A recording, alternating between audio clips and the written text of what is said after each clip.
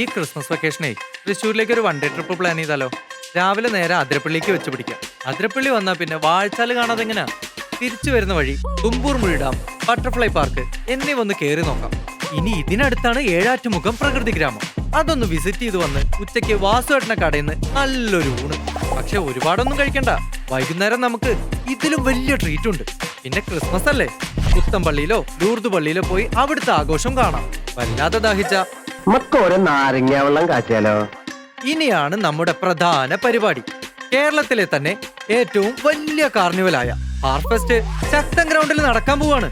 December 26 മുതൽ 31 വരെ ഉച്ചയ്ക്ക് 1 ആരംഭിച്ച് 10 മണി വരെ നീണ്ടു നിൽക്കുന്ന ഈ പരിപാടിയിൽ അടിപൊളി മ്യൂസിക് ഷോകൾ, ഷോപ്പിങ്ങിനായി ഫ്ലീ മാർക്കറ്റ്, വിവിധ തരം ഫുഡ് വിളമ്പുന്ന പല പല ഔട്ട്ലെറ്റുകൾ, വിശ്വസിച്ച് മക്കളെ ഏൽപ്പിച്ചു പോകാൻ പറ്റുന്ന കുട്ടികൾക്കുള്ള പ്ലേ ഏരിയ, വർക്ക്ഷോപ്പുകൾ, open mic, choreo night, battle of band തുടങ്ങി ഏത് പ്രായക്കാരെയും എൻഗേജ് ആക്കുന്ന ഒരു കിടുക്കാച്ചി പരിപാടിയാണത്. ഒരു കാരണവശാലും മിസ്സാക്കരുത്.